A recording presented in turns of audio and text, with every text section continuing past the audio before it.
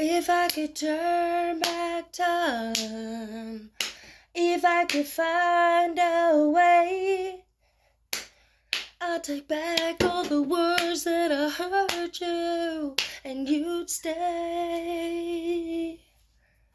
I didn't really mean the things I said. I didn't really mean the things I done.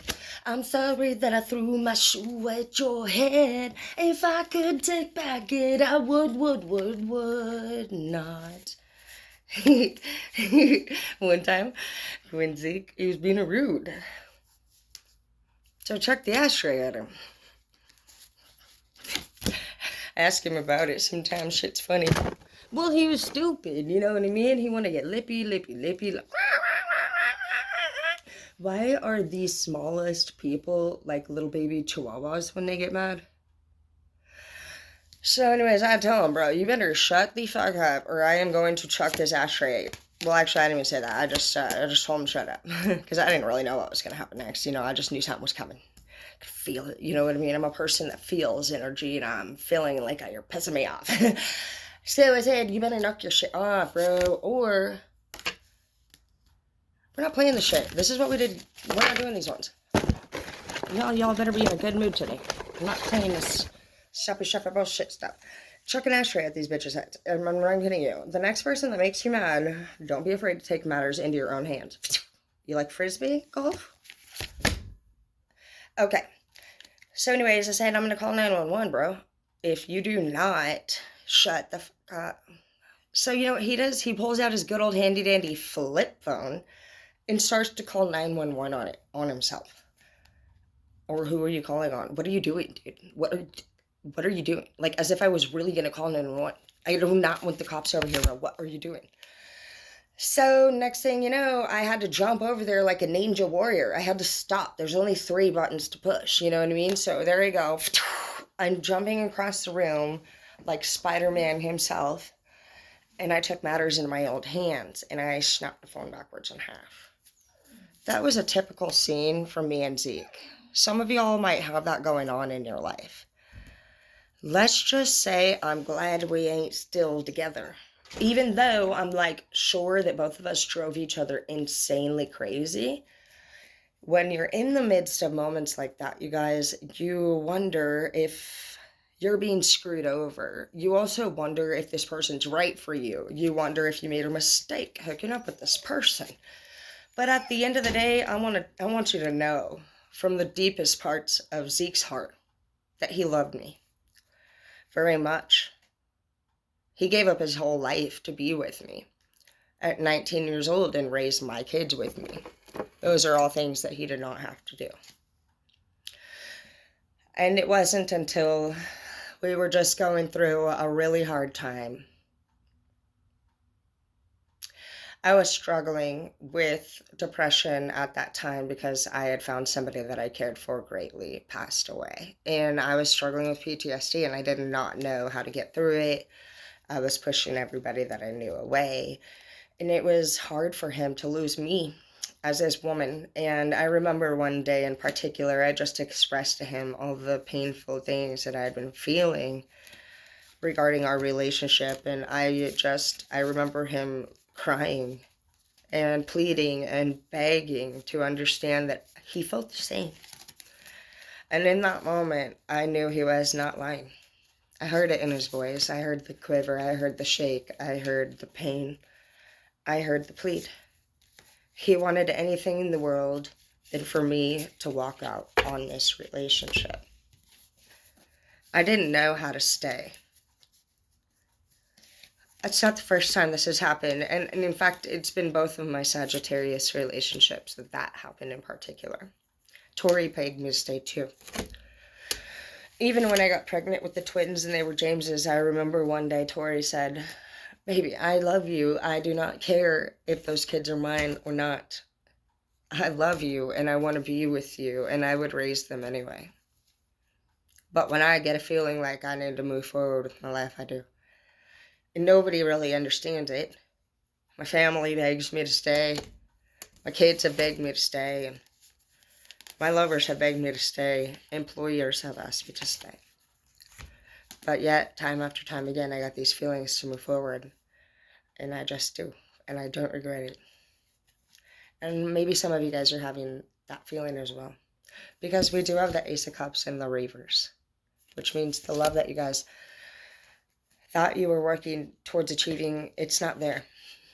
We have it followed by self-love. It's time that you adventure out and enjoy a chapter more than likely of being single. That's what happened to me after Zeke and I broke up. For the first time, I had been able to experience and explore dating after pretty much 16 years of being in relationships. 3 back-to-back relationships had led me into 16 total years of never even getting to know who I was. I started these relationships at the age of 14, and that didn't leave me with much time to get to know who I was, apart from being my parents' child and my boyfriend's woman, and then a mom. So fast. I see that you will not be following the path of another. You have following the path in a reverse. Because if you didn't know yet why this is happening, it's because you're not, this relationship, anytime it doesn't happen, it's not supposed to happen. And it's hard, honestly, to accept that. And it was in my last read, honestly, that you're somebody who's sitting at the 9 of Wands.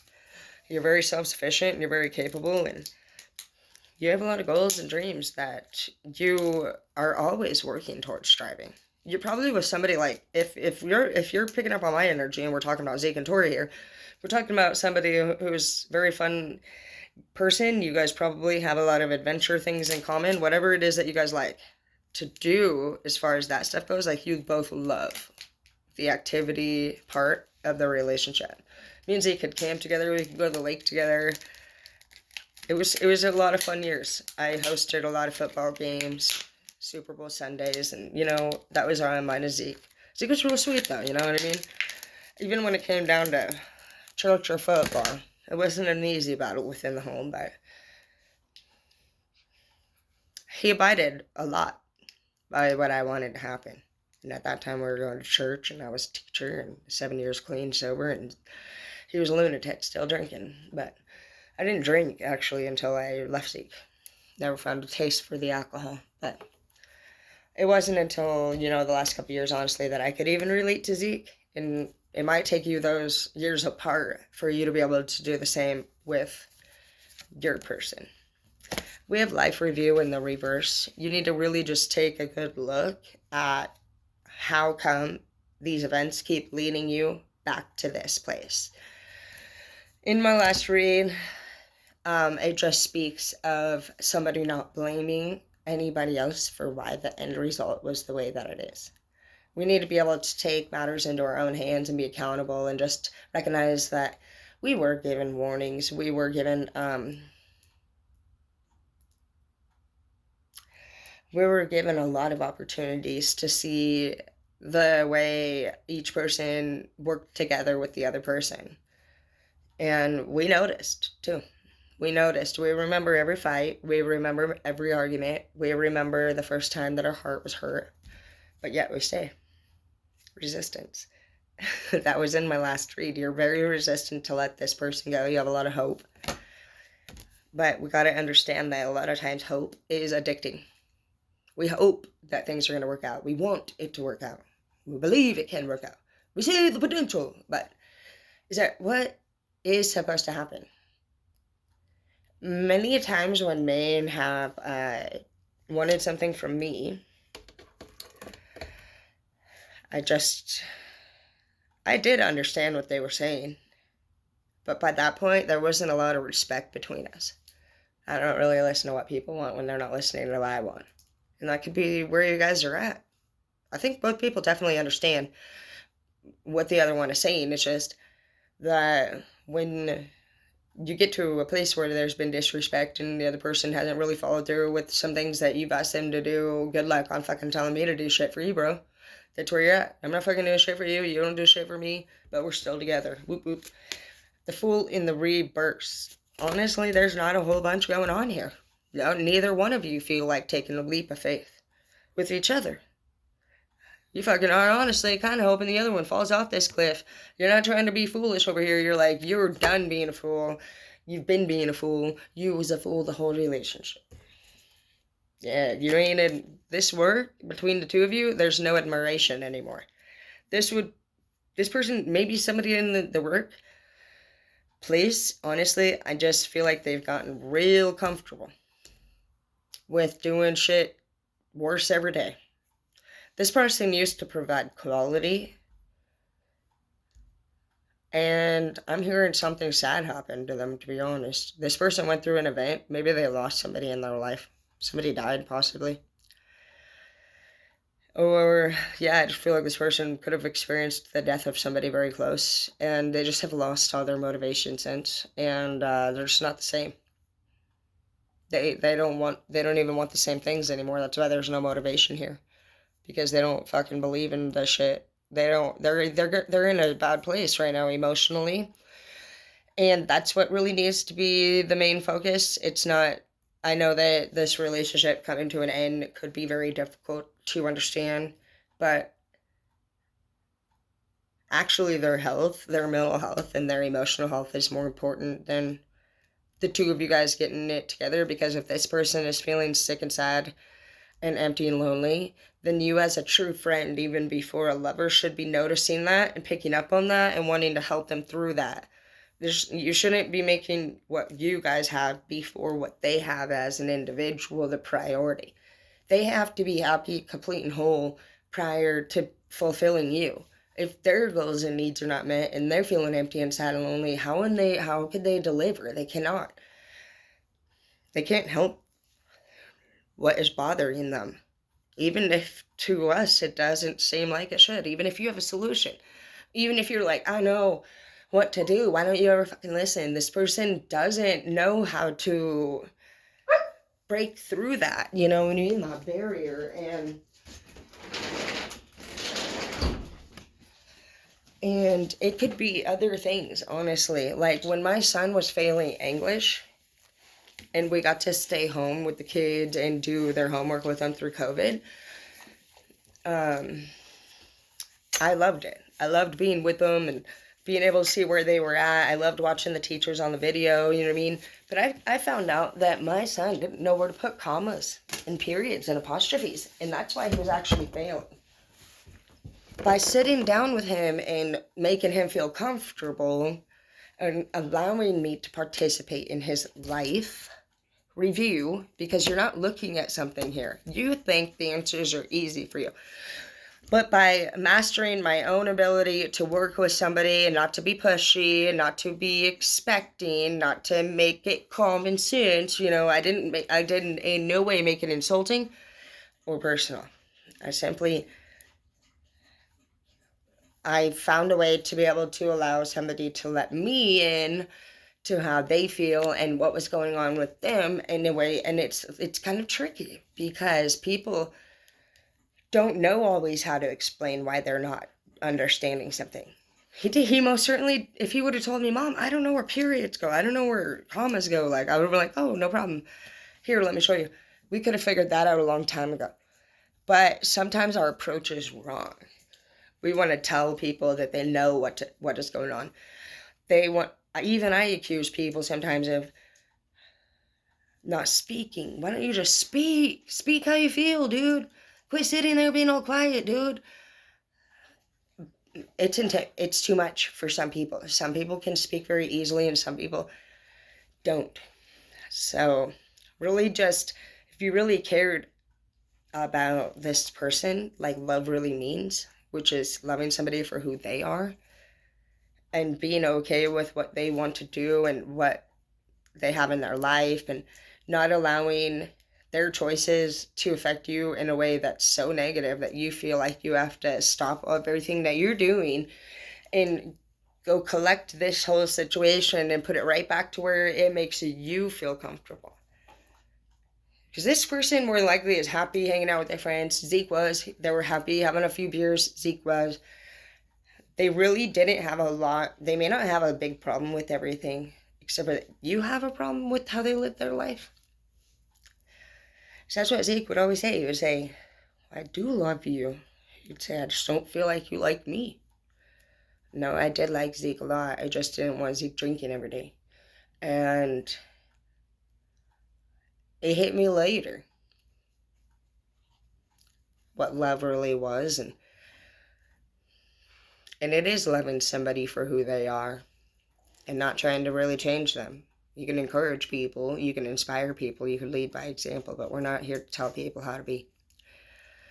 That becomes forced, and it makes love dull, and you lose a lot of important moments. It starts to cause sneaky behavior because somebody thinks that they can't do what they want or be who they want in front of you. And then really it's just about, at the end of the day, one person gains control over the relationship and kind of calls the shots. And I feel like that could have been the situation in this relationship. You guys, I'm sure, are both very strong individuals, because for this week, it's been coming up a lot about kind of like some inner details about this relationship. And I didn't pick up, honestly, that neither one of you were the weak link in this relationship. I do feel like you guys are both very strong and you have a lot to offer. So there's a chance that you guys were very much alike. And at the end of mine and Zeke's breakup, he told me that same thing that I told him. Babe, I feel the same. And I remember that conversation. And I remember being in such deep pain about the fact that we were not going to be able to make it. And I loved him very much. But I knew we were just ready to move forward. And he did too. We were scared crapless. We'd spent all of those years together and bought a house and accomplished college. We did everything, you know. Everybody, even his parents, called and said, please don't leave, Tara. I seen his dad later, too, with Edward. I was in a relationship with Edward, and his dad did walk up to Edward even and said to Edward, I want you to know that you have a really good woman. And Zeke still picks up my kids today and takes them on visits every other weekend as if he was their real dad, because their real dad has passed away. Tori's not, that's my son's dad, but we'll get into that later. But to just have a man at 19 years old be able to give up his whole life and be there for me during all the things that I was going through as a young, troubled mother, I will never not be more grateful than anything else in the world. And because of that, I do have my will set up to where Zeke will be fully taken care of. So at the end of the day, you guys, look at the real meaning of why you guys met. And I could tell you, like, no matter what Zeke ever did, the fact that he chose to raise my kids and was a great dad, that's apart from me and him. The kids weren't involved in what me and him had as an issue. It was very strict about the house running in an orderly manner. He followed those rules and he respected me, and even though we had our disagreements, he never left my side. He never stopped believing in me. He supported me through every goal and every dream except for modeling. He said, you by fucking hell no, you're not gonna model. But that's just because he honestly loved me. And yeah, he had some insecurities, but that's none of my damn business. For all I know, maybe they're not even an insecurity. Maybe it's what's best for me, just like what I thought was best for him. And it's all about that at the end of the day, guys. It's just knowing that, you know what, you wouldn't bother fighting with somebody unless you loved the crap out of them. Anything that bothers you means something to you. So don't allow anger, which is a secondary emotion, to overpower all of the other wonderful, meaningful, and heartfelt things underneath of it. Those are the things that your heart loves with all its heart. And by blocking things that your heart feels out, you're neglecting your heart, the health of your heart, and the heart's best interest. You're allowing your mind and body to run 24/7 in the forefront. And you need to activate your spirit, and you need to activate your heart for this chapter. We're all supposed to be opening up our heart chakra this chapter.